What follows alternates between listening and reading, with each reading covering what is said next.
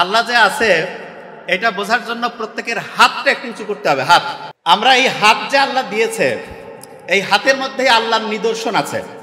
একটু একটু রাখি, খুব ইন্টারেস্টিং জিনিস যে হাতের মধ্যে নিদর্শন। হ্যাঁ, আচ্ছা, আল্লাহর গুণবাচক নাম কয়টা আছে? কয়টা? Very nice. আরবি যারা জানে, আরবি হাতের প্রত্যেকের হাত, আমি আসার সময় নোবেলের হাতটা আমি চেক করলাম যে ঠিক আছে না নাই, অটোওয়ালার হাতটা দেখলাম, আরো কয়েকজন বন্ধু বান্ধবের হাতটা দেখলাম। বলতেছে হাত দেখতেছে কেন? আমি বলছি হাত দিয়ে আজকে শুরু হবে।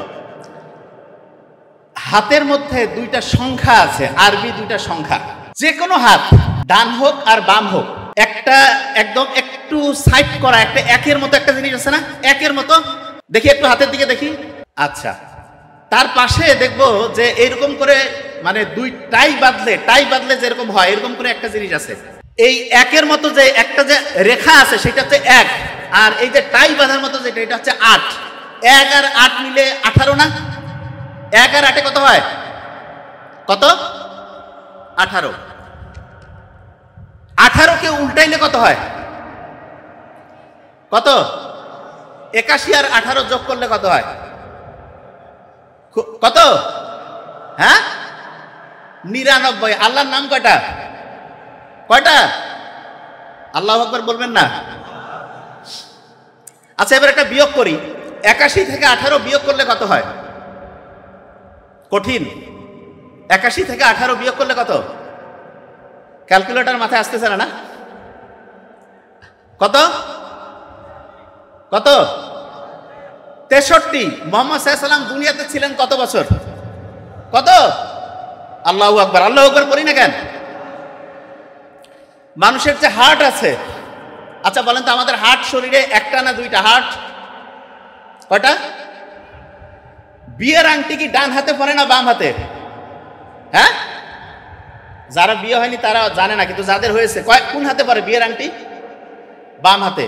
বাম হাতের এইটা ফিঙ্গারে পরে না, এইটা না এইটা, এই যে রিং ফিঙ্গার।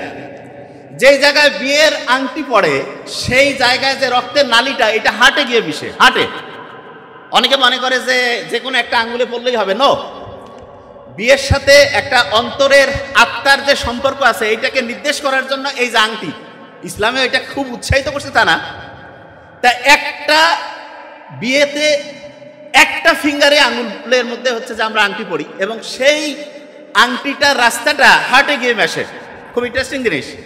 হার্টকে কেউ যদি ভাঙতে থাকে মানে ছোট ছোট ছোট করে পিস করে, মাইক্রোস্কোপের মধ্যে যদি তাকায়, তাহলে তার যে স্ট্রাকচারটা হবে এটা আল্লাহ বানানটা আরবিতে লিখলে যে স্ট্রাকচার হয় তার মতো হয়ে যায়। বুঝি নাই তো কি বলছি? বুঝতে পারছি? হার্ট যেখান থেকে পাম্প শুরু করে, এই যে হার্ট যে প্রতি মুহূর্তে বিট করতেছে, ধুক ধুক ধুক ধুক করতেছে, এটা কি কাউকে বলতে হচ্ছে? অটোমেটিক করতেছে না? তা যেই জায়গা থেকে এই বিট শুরু হয় সেই জায়গাটা তুই মাইক্রোস্কোপের নিচে দেখে একদম কাঠামোটা মিলানোর চেষ্টা করি, দেখবো যে আল্লাহ বানানটা আরবিতে লিখলে যে স্ট্রাকচারটা হয় সেটার সাথে অনেকটা ম্যাচিং হয়ে যায়।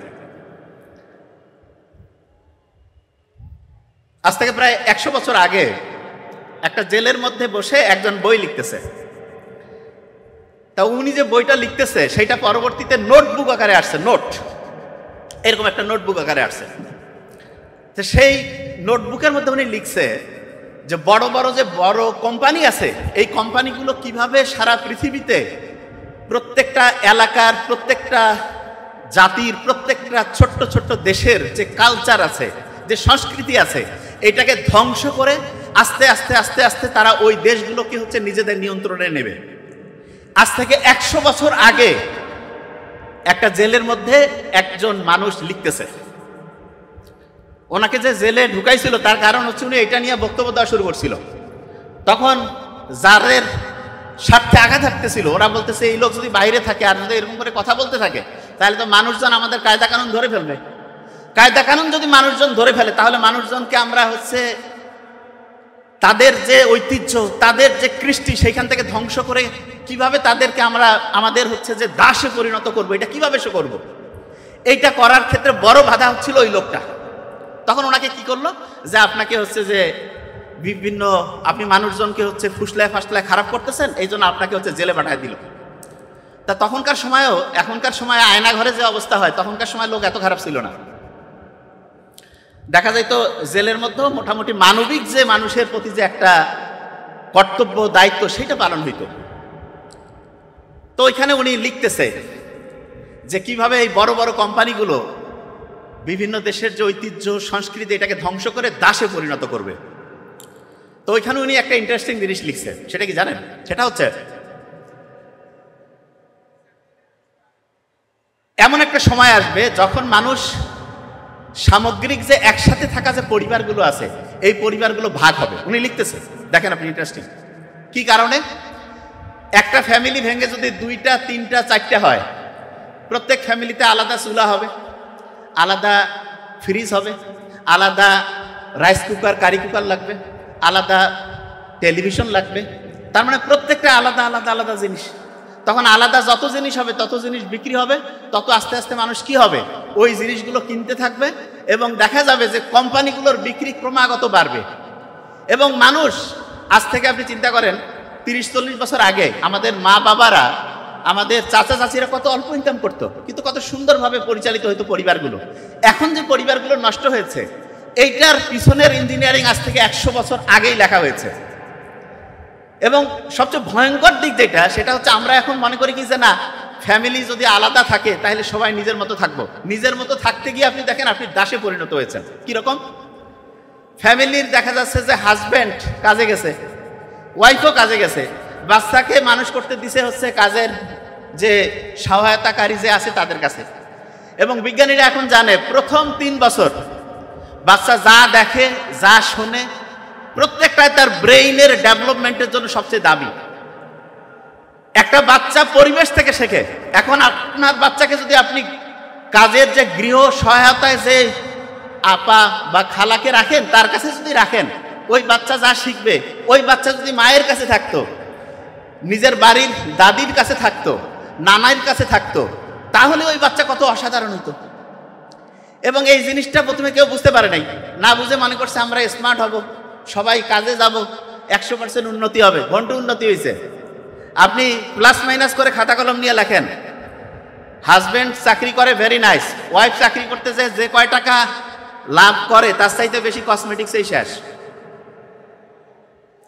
এবং দেখেন একটা গোটাল মাফিয়া চক্র কিভাবে কাজ করতেছে, এটা বুঝার জন্য খাতা কলম নিতে হবে। আমি কিন্তু ধরবো কিন্তু দেখেন যে কিভাবে গোটাল সিস্টেমটা ধ্বংস করছে।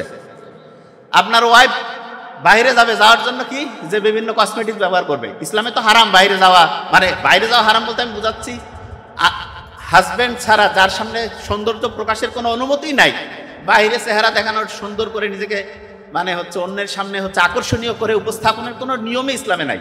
কিন্তু কি করতেছে, বিভিন্ন কসমেটিক্স মাখতেছে, ঠোঁটের মধ্যে লিপস্টিক মাখতেছে।